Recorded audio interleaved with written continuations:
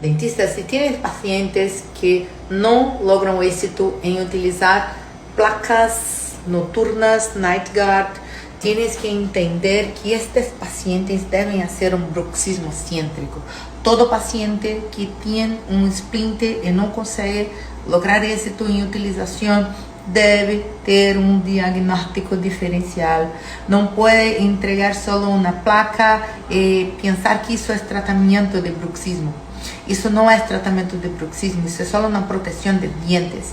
Pero nosotros, para sermos referentes en nuestra región, tenemos que tener más conocimiento, aplicación y metodología.